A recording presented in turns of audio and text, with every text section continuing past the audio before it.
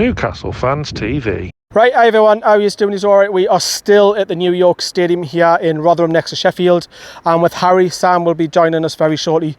We're going to talk about when I've got Harry with us on the pitch stuff, and then off the pitch with Sam when he comes on later. We learned very, very late, Harry, that there was no ASM ale as I knock the mic flying. Was he ill? Probably, to be honest. I'm just stirring people. Just stirring, you know, transfer and all that.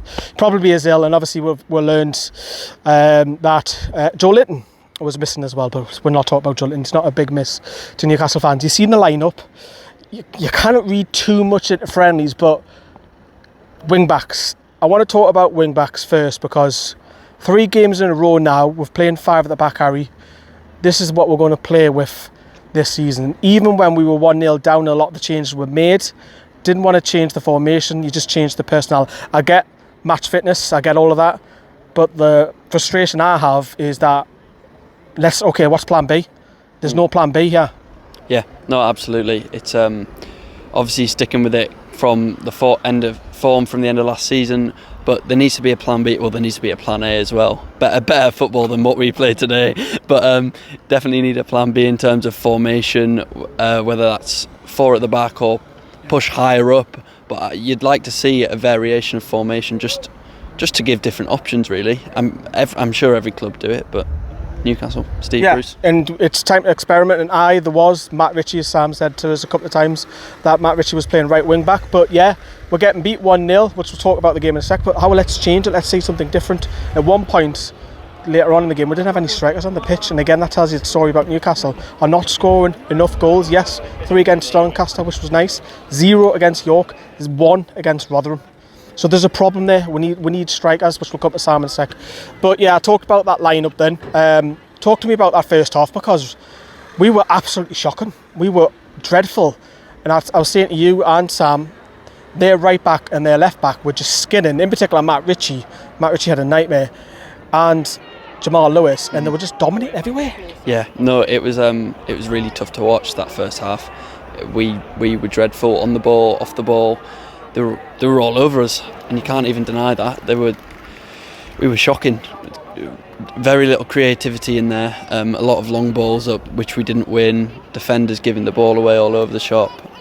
Clark and Lascelles were particularly poor with the ball, I thought. And midfield wasn't really anywhere to be seen. Ryan Fraser, largely anonymous. Sean Longstaff didn't have his most prominent game. What do you make of going long all the time? Well, there's no big man up top, is there? Is that because Rotherham were high pressing? We could not cope with it? Why we would keep going long? Is that a tactic, or are they in with faces and we've got no alternative but to go long? Yeah, I think that's what it is. They were. I mean, we should be able to cope with them, their pressure, or be able to play through it. But obviously, you see that a lot anyway. We always go backwards, back to the keeper, play long. It always happens because we can't cope with people pressing us. I don't know why it is, but we're obviously not talented enough on the ball. So half time they got booed off the pitch. They did. And now it's a friendly, make of that what you will, but we came out in the second half. There was a lot of substitutions, a lot. I'm not going to name them all because Christ, as Sam sneezes in the background, because there's too many to go through. But brilliant to see Joe White. There's no bang on about the under-23s and extra. He's got his debut tonight. I know it's not competitive, but I don't care. Brilliant. I want to see more of that. That's the positive. But it was better, Harry, in the second half. We started to create chances. What do you make of that? Yeah, I thought obviously it was better, as you said. Murphy was bright. I just think we're lacking in midfield. Obviously we were a bit more creative. What do you mean, like a creative midfielder? Yeah, yes, a Joe Willock shape hole, you could say. But when you see Matt Ritchie, Ryan Fraser, likes of them playing there, and they're just, it's not getting the best out of them. It's clear to see. And without ASM as well, there is a real lack of creativity in this side, and we need to solve that. Otherwise, it's going to be a long season, I think. Yeah, and obviously John Shelby was the other night. He drove down on his own accord. Obviously, good on him, but people look at him and think, okay, can he create something? No Miguel Miron, obviously he'll come back next week. So we are lacklustre off the bench, and there's competition for places up for grabs if Newcastle do go out and sign people, which will come out in a second, which they should be doing. Jeff Hendrick, he's the new Andy Carroll, isn't he? Oh, absolutely hilarious seeing Jeff Hendrick come on as a number 10 and knock in a beautiful header. It was a really good header. But just shocking our forward options that it comes to him. Yeah, because at one point you had Joe White as the 10 and Hendrick up top. Yeah. And vice versa. Yeah, what's that about? It shows that it's not just a midfield. Train, look over there. Yeah, He hasn't changed the camera. No pan in there. The Newcastle bus goes past. They'll probably be thinking, oh, fucking hell, they're at it again outside the ground. Give us a wave. Give us a wave, everyone. Newcastle, as you can see, have brought 2 coaches down the night. And check out who's at the back. This is the security guard, Glenn. Oh, it's not. They've changed the driver. Glenn was driving the Pullman van. What was I saying? Hendrick, that was it. Hendrick and White. Yeah. No, it shows that it's not just midfield where we need to strengthen. We need to strengthen up top as well. If Gale and Joe Linton, let's face it, they're not good enough. But if both of them are probably going to get injured at some point, we need someone else. We transfers. That's all I'm going to say. We need transfers. Perfect timing, because we're going to do a quick substitution. Sam's going to come in and Harry is going to go out. So because I'm only 5'9" and Sam's what? 6'4". Little and large, it has worked in the past, hasn't it? I'm actually 20 yards behind you. Yes, he's way over there in the sign, in the up there behind us. Right, we've talked about on the pitch stuff. It's not great. That's an understatement. It is an understatement. We're not talking about that because obviously me and Harry chatted about that, but off the field problems. We're not talking takeovers and all that, but we know where. What do you do? Do you put all the eggs in one basket for Joe Willock, or do you go for those 2 domestic loans? You have to put not all your eggs, but quite a lot of your eggs in the basket for Joe Willock, and hopefully we get a resolution off Arsenal soon. The club make no secret they want him back, and we need him back after the form he showed towards the back end of last season. But takeovers and tribunals and arbitrations, that's all on the back burner. God knows September for this supposed cat case. So we need to sign some players. Got me birth to that, actually. Celebration as we see genuine road rage. Scenes here in Rotherham. Absolute confusion. Oh, it's got to be back at stadiums, isn't it? When all sorts are going back on, isn't it? It is. So talk to me about your first time back since God knows. It's lovely to be back. I would have preferred to have seen a bit more of a sprightly performance. Players should have had enough to get past that Rotherham side. But to be fair to Rotherham, they played very well. And I fully expect them to have a successful season in League One. But we need to sign some players, and fast. There's no excuses now. We get Joe Willock, right? Yeah. We get him. We need a backup striker.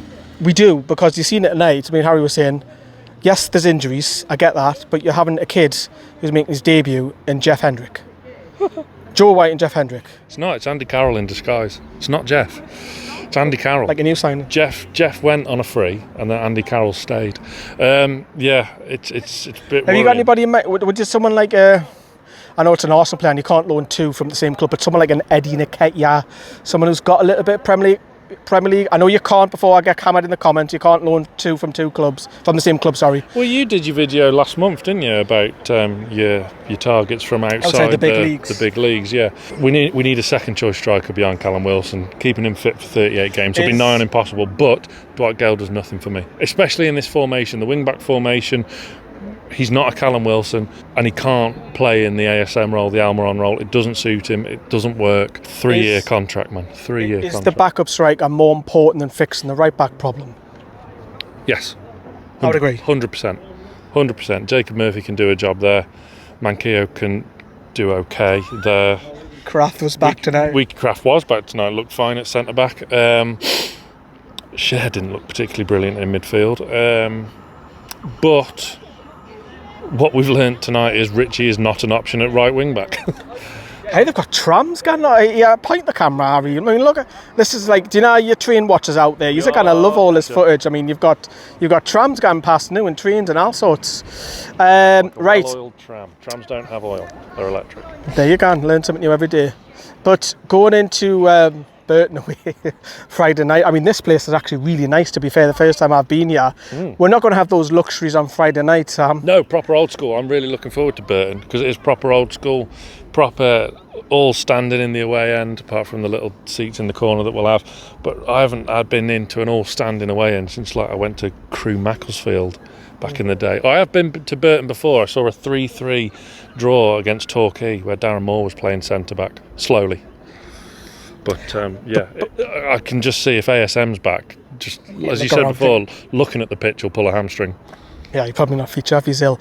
Last thing before we wrap up, the fans, not as busy, as loud as Doncaster. You said to me that's probably because we're 1-0 down. Is it? Yeah. Of course it is. I just thought the fans there were quite a few notches down from Doncaster. Well, maybe that's because it's the first away game after Southampton, perhaps. Yes, and the performance was poor. It didn't give the crowd anything to feed off. A lot of anti-Bruce chants, anti-Ashley chants, deserved. Premier League corrupt chants, deserved. Bruce, I'm withholding blame for at the moment because he needs backing and we need players in. As soon as we have them players and he's not performing, then I will hammer Bruce as I did last season. But at the moment, he needs to get players in, and that lies in the boardroom. Speaking of Bruce, he was actually criticised quite a lot by quite a few chants going around tonight about Steve Bruce, so that might crank the pressure up on Friday night. We'll have to see, but we've got a lot of journeys to do. One's going back to Stafford, I'm going back to Toon, and Harry's going all the way back to Penrith, so we've got some journeys to do tonight. Welcome back. We're on the road once again on Friday. See you everyone. Bye bye.